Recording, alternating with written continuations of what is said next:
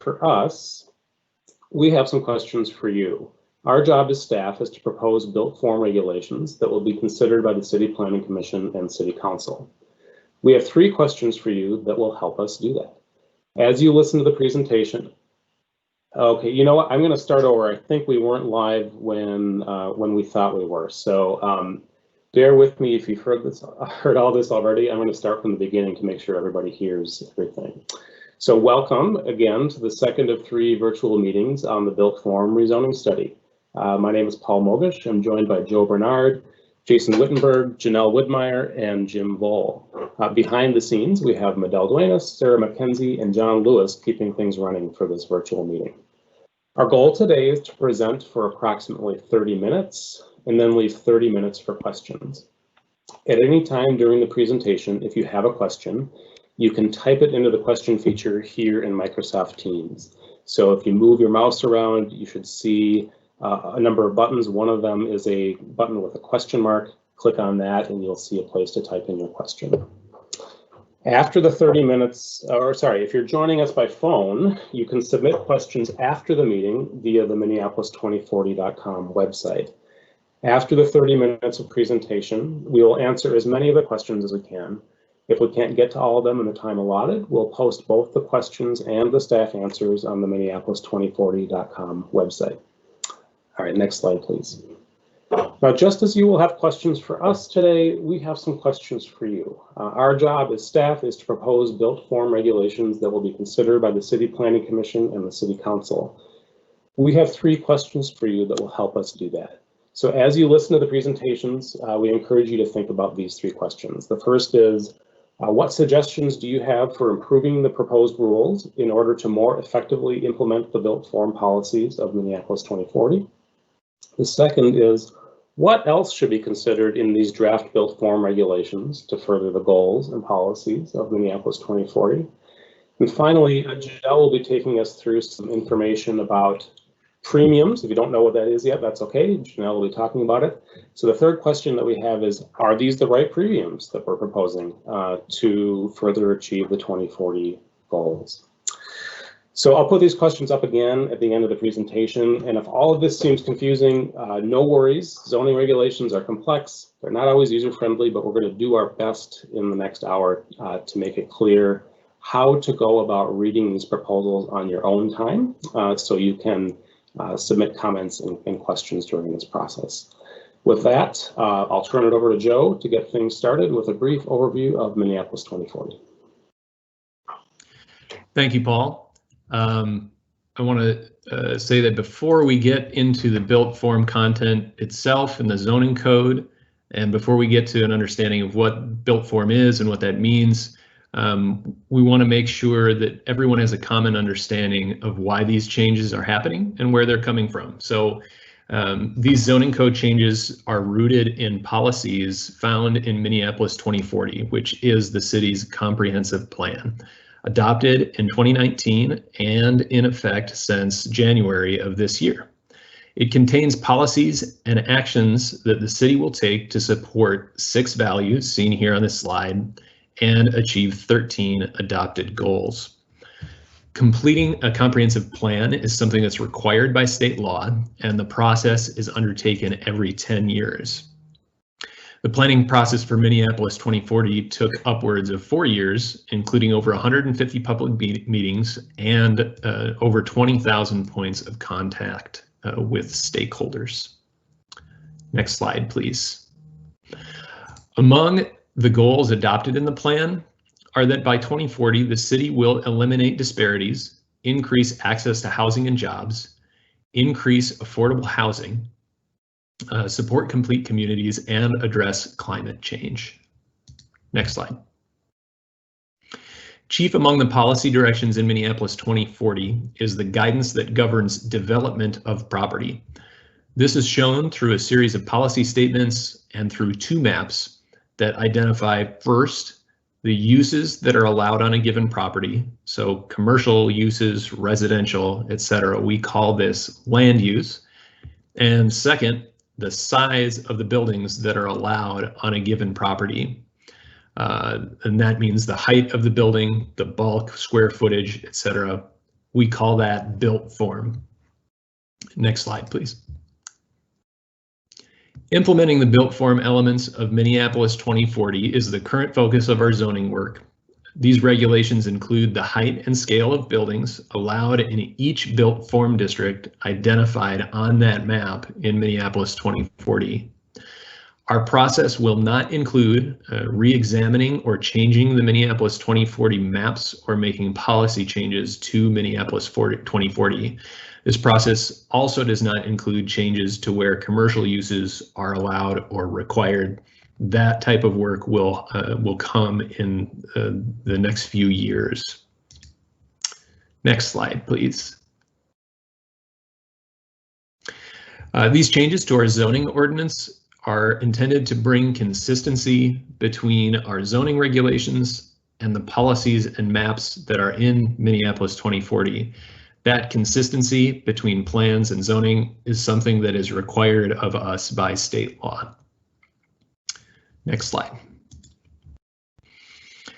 We started working on this process of creating consistency last year. 2 zoning code changes took effect on January 1st of this year that are intended to do that. One was a change that allowed 3 residential units on every property in the city that permits residential use.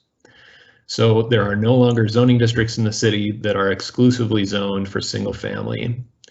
The second change is an inclusionary zoning regulation. What that means is that new apartment and condominium buildings are required to ensure that a certain percentage of their units are affordable.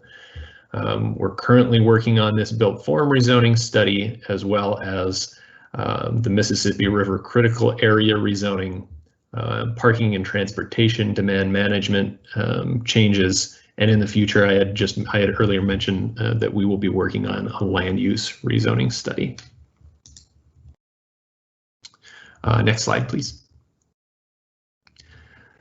These standards are critical components of implementing key goals of the city's comprehensive plan, including eliminating racial disparities, combating greenhouse gas emissions, and increasing access to jobs and housing.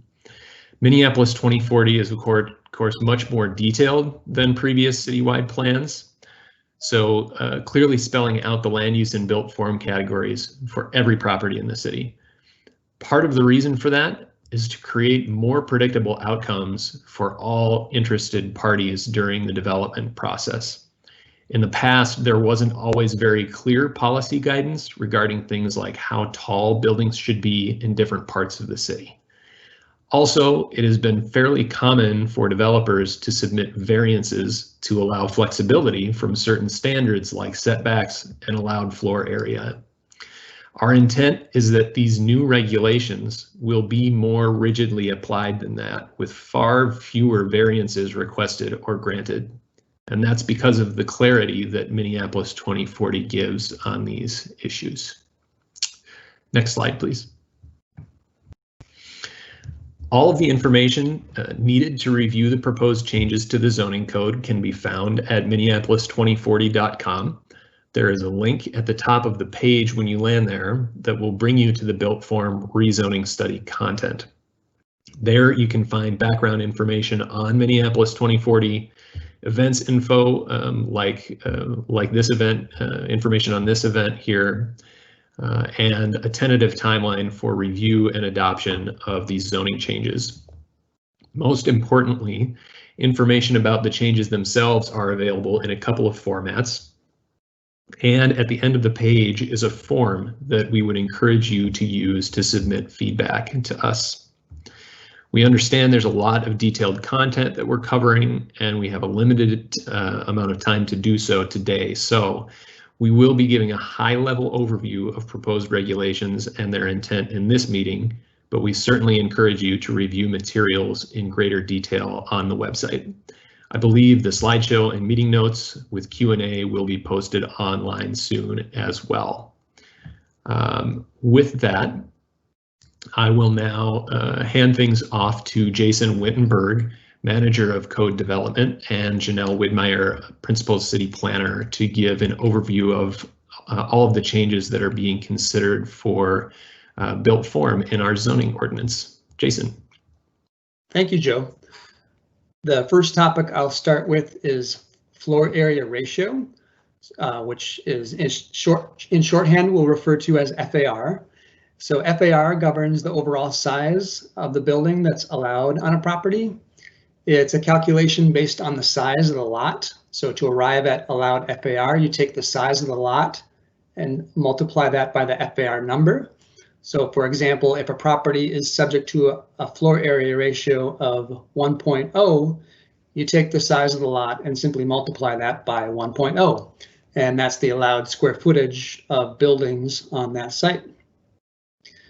Here are just a few very simplified examples of how FAR of 1 could be arranged on a piece of property.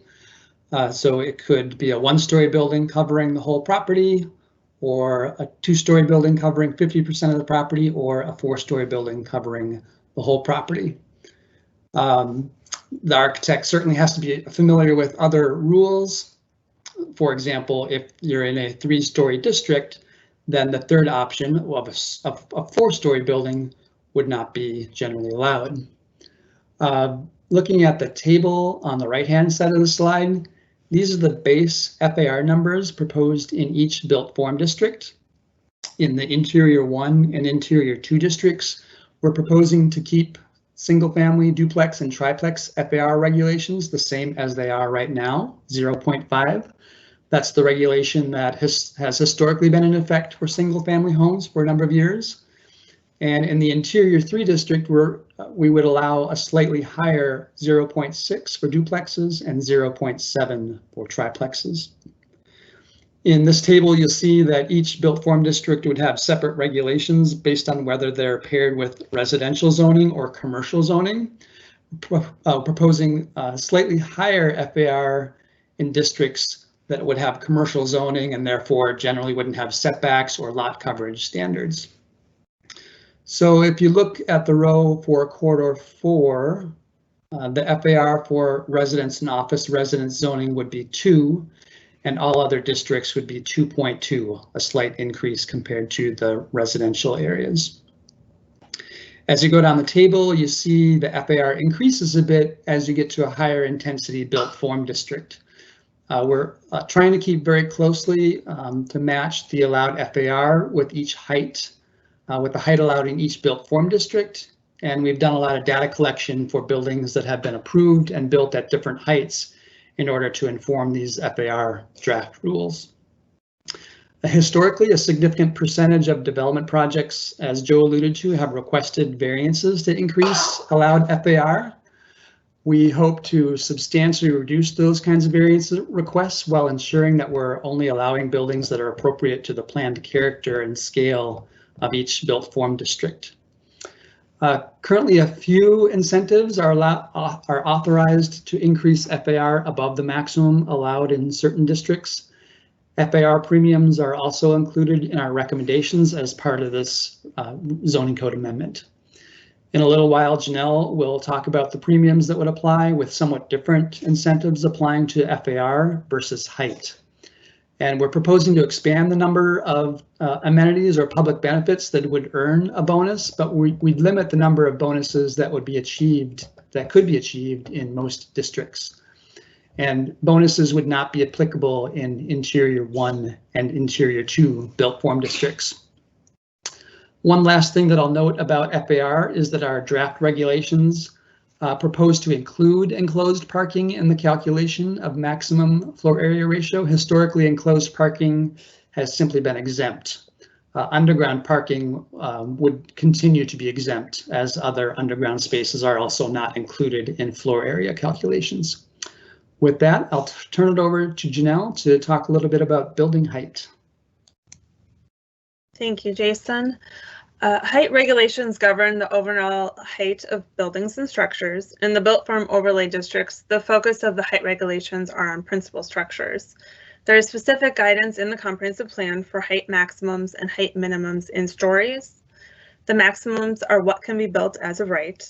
In the draft amendment, each district has a maximum height in stories and feet because the height of a story can vary from building to building. exceptions to the table that is shown on your screen are described in more detail in line. Some of those exceptions are less restrictive, some are more restrictive. For the minimum height requirements, they're applied where higher intensity buildings are needed to accomplish comp plan goals. They do not apply in all districts, however. These regulations work together with the FAR regulations to help achieve goals of the comprehensive plan. Next slide, please.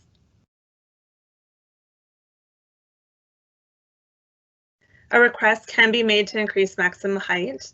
In general, height increases are expected to be more difficult to obtain than they are now. The height increase requirements would depend on location and type of use. Where the requirements for height increase requests will change the most from the current ordinance will be in the corridor, transit, park, and production built form districts. These districts are shown in color on the map. In the comprehensive plan, each district has a description that guides the built form of development that may occur in that district. Specific to the corridor, transit, park, and production districts, the guidance states that requests to exceed the maximum height will be evaluated on the basis of whether or not a taller building is a reasonable means for further achieving comprehensive plan goals. To address this direction from the comprehensive plan, height increases will be subject to 3 requirements. The first is compliance with the maximum allowed height increase in each district. This means there will be a cap or a limit on height increases. This cap is intended to help with predictability and maintaining the intent of each district. The maximum allowed increases for the corridor and transit districts align with the maximum height of the next built form district. So for example, the maximum allowed height in quarter 3 is 3 stories, 42 feet. The maximum height increase in quarter 3 that could be requested is for 1 story, 14 feet, for a total height not to exceed 4 stories, 56. That is the same maximum height allowed in quarter 4. Parks and production districts will also have a cap for height increases. If a height increase request exceeds what is allowed for any district, a rezoning and a comprehensive plan amendment will be required. Both of these applications require a public hearing with the Planning Commission and City Council. The second requirement is that legal findings must be addressed. Legal findings are currently required, but they are proposed to be amended to be better tailored to increase for height increase requests. And these findings are included online. The findings do allow discretion to be applied as well. The third requirement is that a minimum number of premiums need to be provided. And this leads into our next topic, which is incentives. Next slide, please. As part of allowing limited increases to maximum floor area ratio and height, incentives have been drafted.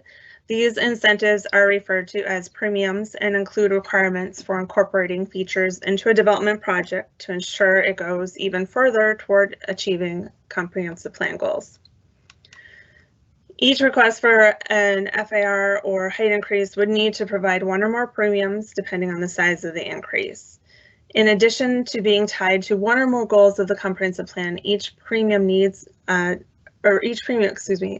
exceeds minimum ordinance requirements. The height increase premiums in particular have been drafted to be above and beyond what is typically seen in developments. Each premium is also intended to benefit the surrounding community in some way, but they are not intended to be discretionary, so specific standards for each incentive must be met to qualify for the premium, and these specific standards are included online. Premium standards are also drafted in a way to ensure they are practical to achieve, but still result in a community benefit.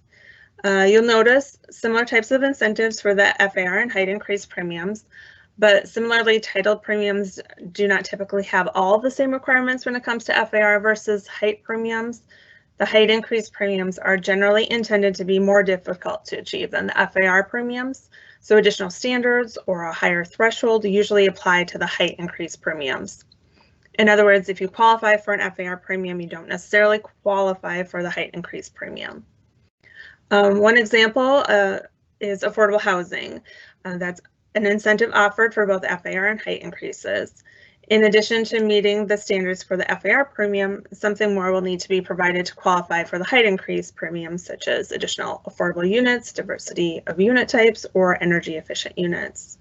And as was mentioned at the beginning of the meeting, we do have a specific question related to the premiums, and we'd like your feedback on whether these are the right premiums to further achieve the comprehensive plan goals.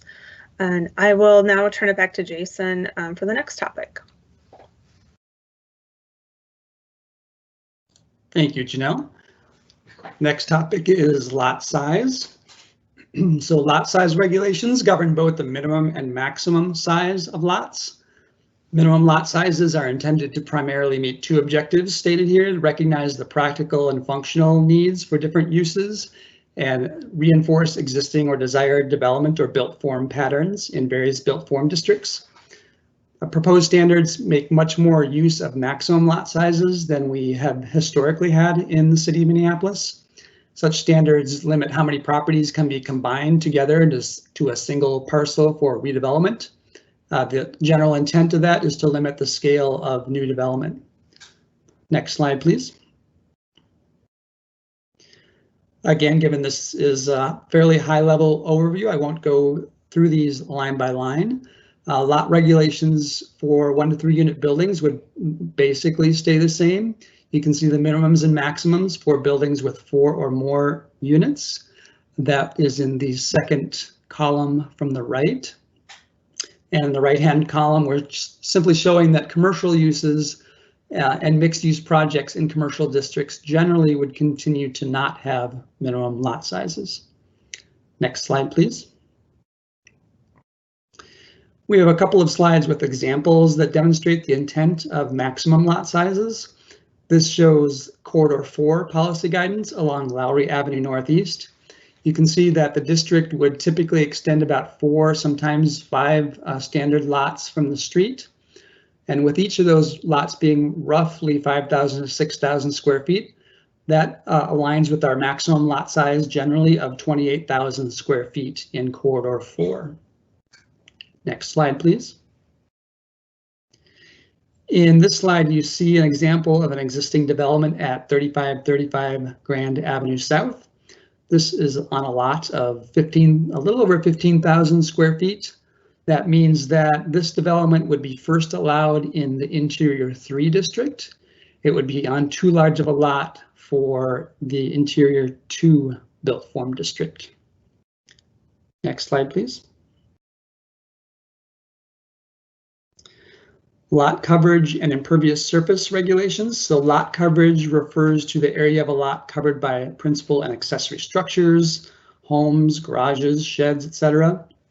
In the Interior 1 and Interior 2 districts, we are aligning those regulations with the existing standards that exist in our lowest intensity zoning districts. And then you see as you go farther down the chart, into higher intensity built form districts, the maximum lot coverage increases somewhat incrementally. And then in the right-hand column, we would continue to not have maximum lot coverage standards in commercial or industrial districts. Next slide, please. Impervious surface adds to lot coverage, and you simply add all other surfaces like walkways, driveways, patios, etc. We have maximum impervious surface standards again in residential and office residence districts, but we don't have such standards in commercial districts. There are landscaping requirements that go along with development in commercial districts, but no minimum impervious surface standard. Again, proposing to align the Interior 1 and Interior 2 maximum impervious surface standard with the standard that currently exists in our lowest intensity districts, and then slightly increase as the district gets more intense or higher density. Next slide. I'll turn it back to Janelle. Thank you, Jason. Setback regulations, also called yard requirements, indicate how far from a property line a building or other improvement is allowed to be built. Setbacks are utilized to separate uses and structures and are another part of regulating urban form. All built form overlay districts will contain setback regulations. Larger setback requirements apply in the residential areas versus non-residential or mixed-use areas, which at times do not have a setback requirement. Not all yard requirements are proposed to change from what is currently required. In most non-residential and mixed-use areas, the setback requirements are not proposed to change significantly from what is currently required. In residential interior areas, the setback requirements for single, 2, and 3 family dwellings are also not proposed to change significantly from what is currently required. For example, the front, interior, side, and rear setback requirements for a single-family dwelling on a pretty typical lot, 5,000 square feet in area and 40 feet wide, won't be changing. In residential areas for other uses besides dwellings with 1 to 3 units, some requirements will remain the same, but some more significant changes are proposed as well. The changes that are proposed are generally less restrictive than what is currently required. The most significant change proposed is to the interior side yard requirements. These are shown in the table on your screen. Unlike current requirements, the proposed setbacks are based on building height in feet instead of stories. Determining setbacks based on height in feet is a more consistent way to apply a setback requirement, since the height of a story or stories can vary from building to building. The building height ranges used to determine the setback requirements are based on average floor heights for residential projects. I'll use a 3-story building as an example to compare the current requirements to the proposed requirements. The average height of a 3-story residential building is just below 42 feet. Under the proposed side yard requirements, the minimum setback requirement for an average 3-story building would be 5 feet. Under the current ordinance, the minimum setback requirement would be 9 feet. Therefore, the average 3-story building will have a less restrictive side yard requirement. However, if a taller than average 3-story building is proposed, the minimum side yard requirement will likely be greater.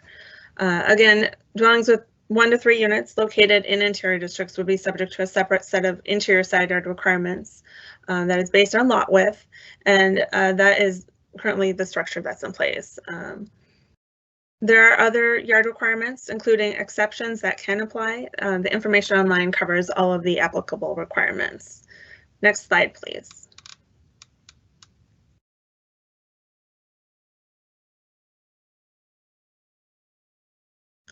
The next topic is the Mississippi River Corridor Critical Area.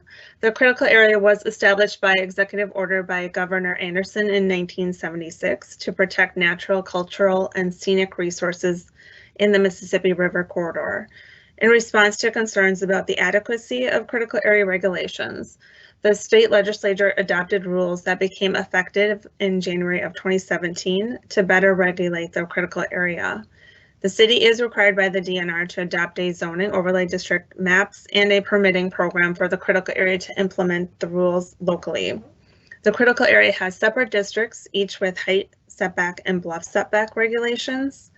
The built form district requirements will also apply to properties in the critical area, with the more restrictive of the built form or critical area requirements applying to properties. More information on the critical area regulations can be found on the website, and maps of the critical area districts are included on the built form maps on the website. That concludes the overview of the built form topics. I'll turn it over to Paul to go over the process and timeline. Next slide, please. Thanks, Janelle. I'll conclude the presentation portion of this meeting with an overview of next steps. So this is the second of 3 virtual meetings on this topic. The third will be next week on October 7th. That meeting will focus on downtown, which is handled a bit differently from the rest of the city in the draft regulations. Now, at any time during the public comment period, you can submit comments or questions on the MINNEAPOLIS2040.com website. Now, this slide that's in front of you says that the public comment period closes on October 19th. We can tell you that this will be extended into November. We don't have the exact date yet, so be sure to sign up for email updates on MINNEAPOLIS2040.com, and we'll send that date out when we have it. It should just be in the next couple of days. That email will include the date of the formal public hearing before the City Planning Commission, at which anyone will have the opportunity to speak directly to the Commission or to submit comments in writing. After that, there will be a vote by the City Council to finalize the regulatory changes. So with that, let's move on to questions. A number of people have been submitting questions in the question feature here on Teams, so thank you for that.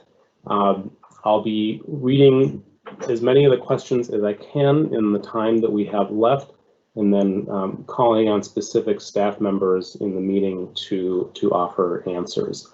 Now, like I said at the top, if we don't have time to get to all the questions, we will post the questions and the staff answers on the website. I can see from scanning through some of the questions that there are a few of them that might require a little bit more research. Then we can just be aware of that. There likely will be some questions that we have to get to after the meeting, and we can post on the website. As I read the questions and call on staff, I'll be generally going in order that they were submitted, but I'll be prioritizing the questions that are about the proposed regulations in front of us. I'm seeing that some of the questions are about Minneapolis 2040 and the decisions that were already made by the City Council about the policies in that plan. All good questions that we can answer after the fact on the website, but for now, because what's in front of all of us is the draft regulations, I want to make sure we're getting to those questions first. So the first question, Jason, this one will go to you. This one is about the floor area rate. This came up during your presentation about floor area ratio numbers. And the question is, what is the basis for these recommendations? I've heard that it's based on development from the last 5 years, when the type of interior development called for in 2040 has been essentially illegal due to exclusionary zoning. How can that justifiably be used as the basis for the future code? Sure, thanks, Paul. So we have done a lot of research about the FAR of approved buildings, and I think the question is getting the issue a little mixed up in that Minneapolis 2040 has built form districts that clearly call for buildings of specific heights. We've gone back and looked at what the bulk is generally of buildings of each height. So in corridor 6, for example, where we're generally calling for 6-story buildings and not to exceed 10-story buildings, we've done research about how much bulk generally buildings of that scale have. So there's nothing under Minneapolis 2040 that's going to make a 6-story building that much different than a 6-story building that has been approved in previous years. Those buildings have often been accompanied by a significant number of variances in the past. They likely will not be accompanied by a significant number of variances now. But again, you can carry that over to other districts, corridor 3 district, for example, where we're calling for 3-story buildings. We've compiled a lot of data about what has been the average FAR and range of FAR numbers approved of 3-story buildings to help inform what should be the regulation for FAR in a 3-story district.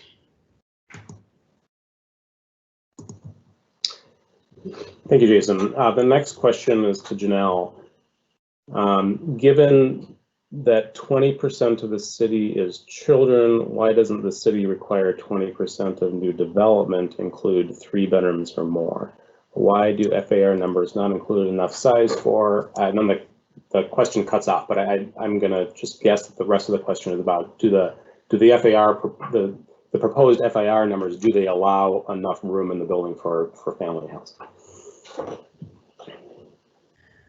Yes, and so I think this question is maybe geared towards partly the interior districts, at least for the second part of the question. But yeah, there isn't a requirement on what type of housing units need to be provided.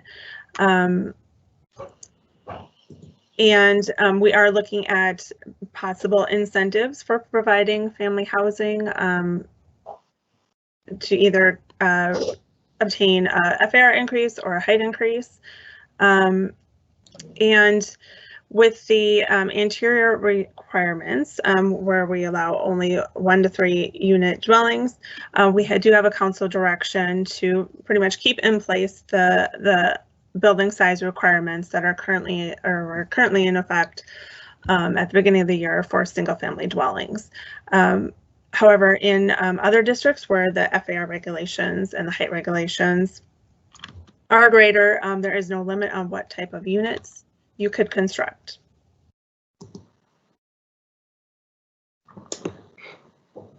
Thanks, Janelle.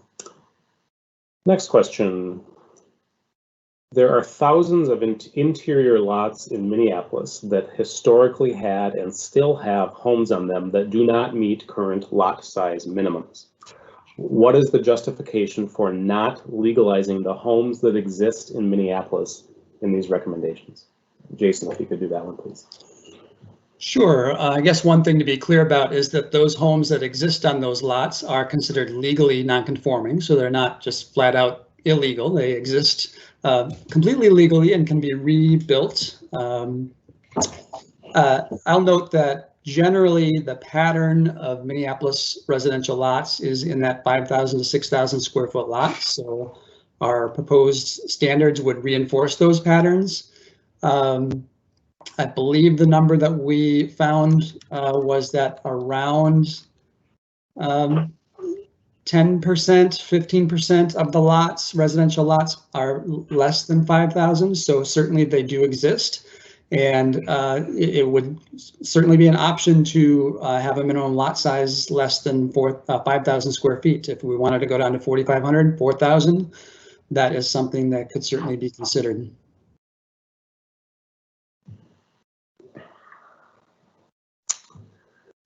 Thank you, Jason. Next question. This one will go to Janelle. Why does the change? Why do the changes not require housing to match surrounding mass and height? I think there's 2 main reasons here. One, just the sheer challenge of having to obtain information on the surrounding properties to figure out what would be similar in mass and height. But so it's not possible to also meet new housing demands just by limiting it to what's existing around the city. And our policies for growth are built around where access to transit is available. So for those reasons, it just wouldn't be practical to match existing mass and height of surrounding properties. Thank you.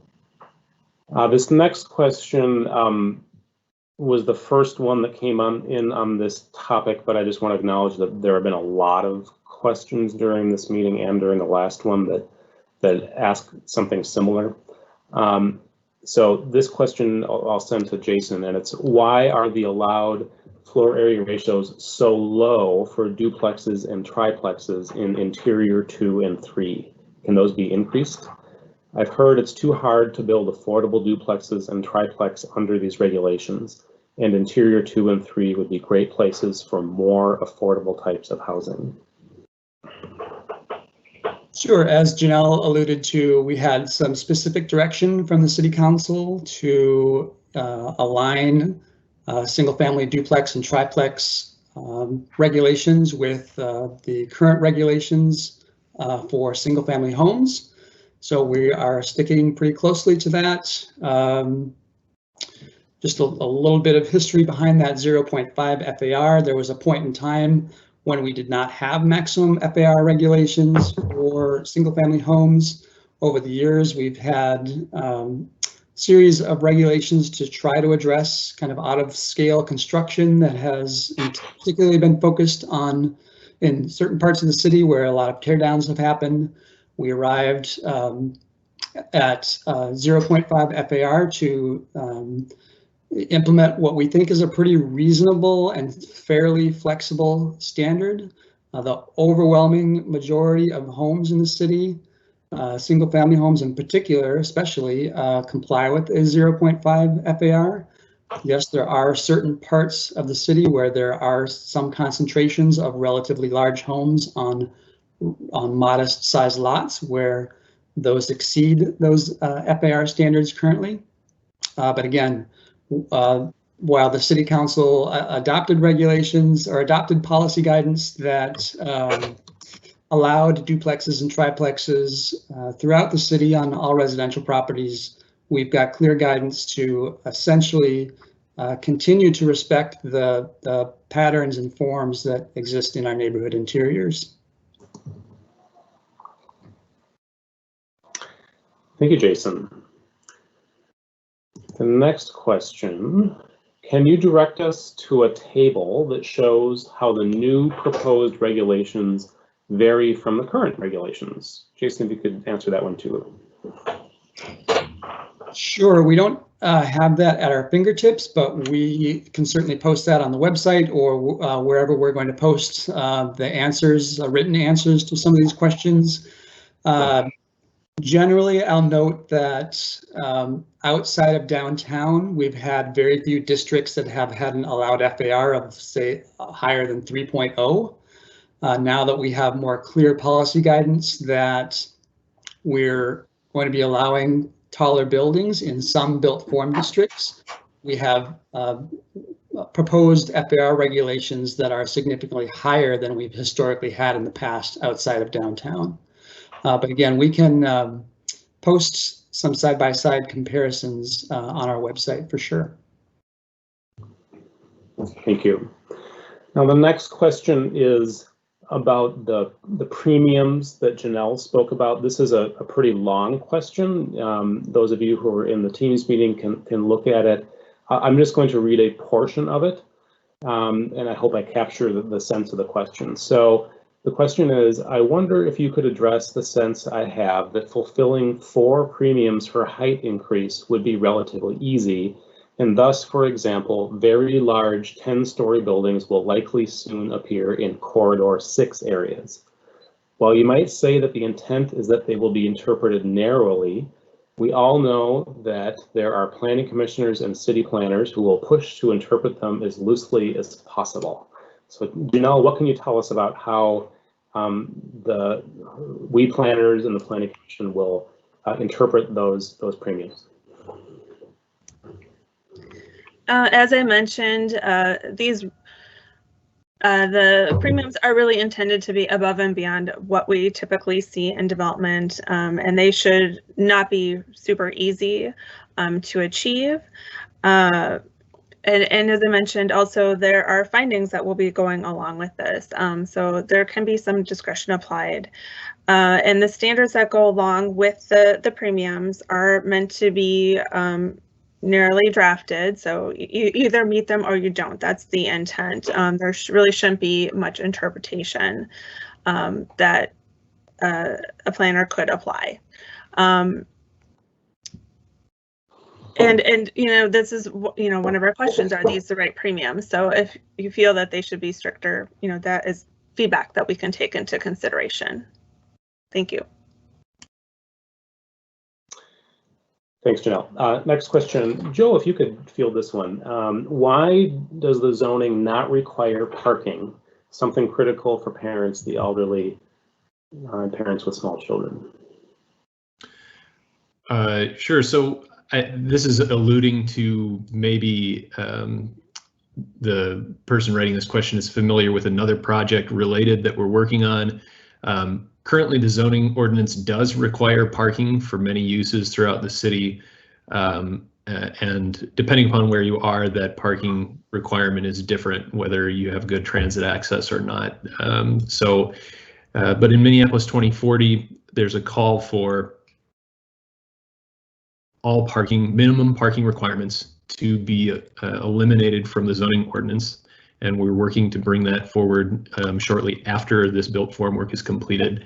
So I'll just run down the kind of the policy rationale really quickly for why the city would consider eliminating minimum parking requirements. And keep in mind, this doesn't mean that developers will not provide parking. Even in areas where there's no parking required today, we still see developers providing some parking for their residential projects, for example. But the rationale here is that parking induces the use of automobiles, which we know that as we grow, we need to emphasize other forms of travel, in part to just have a functioning city, but also to address climate change. Parking makes housing more expensive. It's an inefficient use of land, especially in our urban areas, and parking infrastructure often disrupts other forms of transportation like walking, biking, and transit use. So it's a high-level overview. You can go to the project website for Built Form, and I believe you can find your way to this other project we're working on as well. Thanks, Joe. Next question. This is another one on the premiums for Janelle. Can you speak to the construction type and environmental sustainability premiums? Do you have any examples? So for the construction type, that is applied to higher, more durable construction such as concrete, steel, timber frame. It would not include just stick construction. So most of the buildings that you'd see that are 4 or 5 stories would not qualify for that premium. And then for environmental sustainability, there are 2. One is related to ecological function, where green roof would be required. Additional landscaping requirements would be required above and beyond what we'd typically require for developments again. And then the other environmental sustainability premium is related to climate resiliency, and this is a bit more technical, but it's based on meeting a standard, a reduction standard of 70% energy carbon reduction from an average building baseline set in 2003. This exceeds the current code requirement by 10%, and then it will be evaluated. An energy report would be evaluated annually, so there'll be follow-up there. And specifically how that would be played out, there's just a lot of things that would go into that kind of analysis. So I don't have any one specific example for the climate resiliency, but it's looking at a more holistic approach to how the building is constructed and making sure it's more airtight, just more energy efficient. Thank you, Janelle. The next question goes to Jason.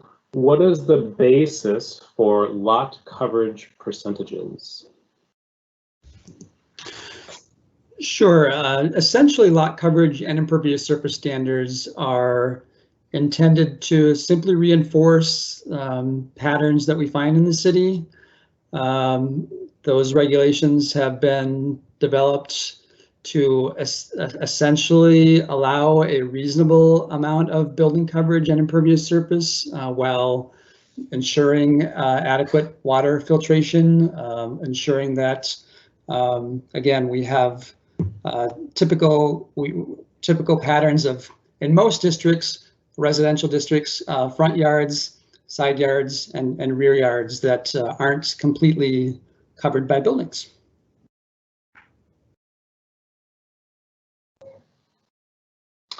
Thank you, Jason. Janelle, we have another question about the premiums.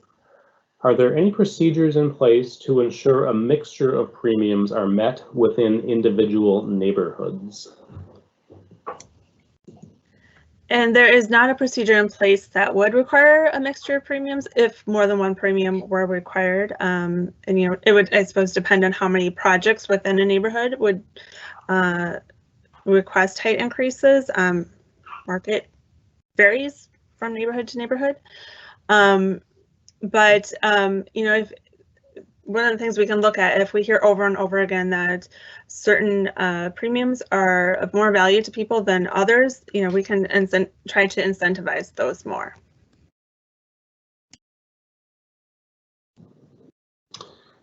Thank you, Jason. Another question to you. Why have historic preservation requirements been rescinded? Or I'm going to rephrase that.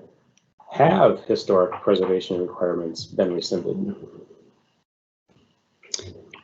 No, we still have all of the landmarks and historic districts that we've had previously, and those historic districts have generally their own design guidelines in each instance, or they, if they don't have design guidelines specific to those districts, they do refer to the what's called the Secretary of Interior Standards for review of new construction and additions in those areas. Thank you. Jason, another one. Does this change the fencing code as well? Are we dealing with fences here? We have not proposed, as part of the built form project, to change our regulations regarding fence height or any other fence regulations. Thank you. One more for you, Jason. Why was the shoreland ordinance eliminated? And again, I'll rephrase that one. Is the shoreland ordinance being proposed to be eliminated? The shoreland overlay district will stay in place, and for the foreseeable future, the same height regulations that have applied in those areas will continue to apply. And of course, there are other regulations apply in the shoreland overlay, but height is often the one that people kind of zero in on as being something they care about in shoreland areas in particular.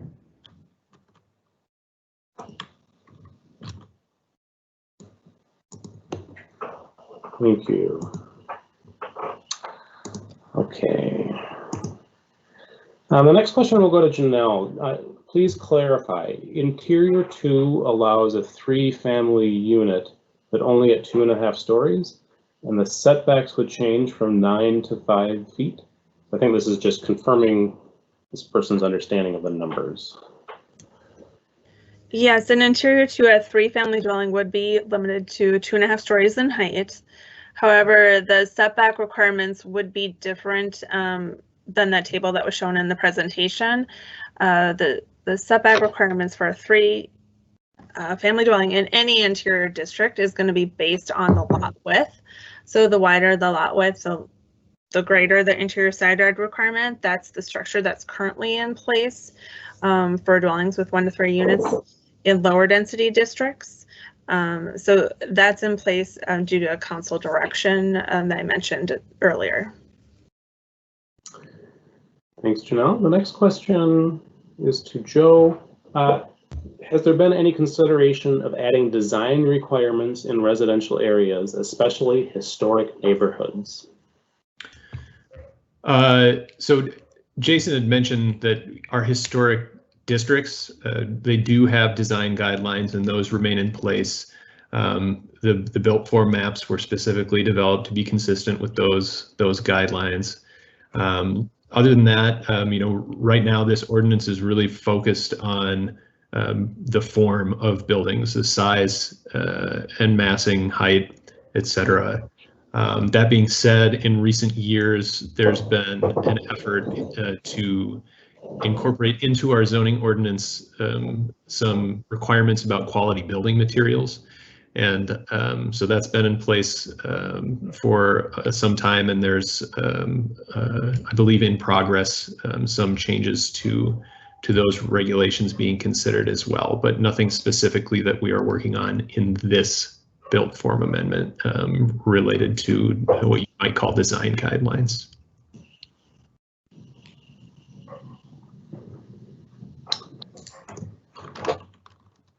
Thank you, Joe. Next question to Janelle. Does the current built form guidance take into account townhomes or row homes? Attached single-family homes with shared walls but separately platted lots don't show as styles allowed based on lot size, setbacks, etc. And when it says the current built form guidance, I think the question is about the proposed built form guidance. The the current draft doesn't take into account specifically townhomes or row homes. There are regulations in place that do allow that type of development as part of cluster developments. But I think what the question is stating is that these would be standalone properties that would not be developed as part of a cluster development, and that is more of a use-specific type of regulation, which we're not taking up changes to the use tables as part of this amendment. So if lot sizes were reduced to allow that type of development and they were to apply across the city, that would be a drastic change from our current structure in place. So we're not pursuing that at this time, but it doesn't mean that we won't look at that in the future.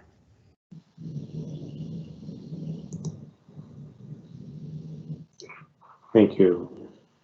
Jason, next question.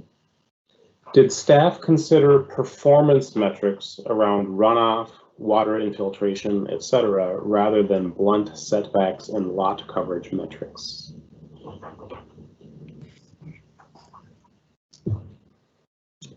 We have not seriously considered that. I will say that we are working closely with our colleagues in Public Works, Surface Water and Sewers around our regulations and how they affect water. And I'll note that they are also working on revising their stormwater management regulations. But generally, we would be a little bit concerned about switching to a completely performance-based system because of those types of regulations are generally a little bit more complicated to administer and enforce. We think with the proposed regulations that we're putting out there, we can meet objectives while having it be quite clear and result in some predictability for both those who are developing property and those who live near development properties that are being redeveloped. Thank you, Jason. All right, we are just shy of our 6 o'clock ending time. Before we close, a few reminders. One is that the comment period will be extended beyond the advertised October 19th date. So please do sign up for email updates on the Minneapolis2040.com website if you haven't already. That will be the best way to learn the date of the end of the comment period and the Planning Commission date. Well, second, a reminder that all 3 of these meetings are being recorded and will be posted at Minneapolis2040.com. So if you want to listen to this again, you'll be able to do that or send it to others who would be interested.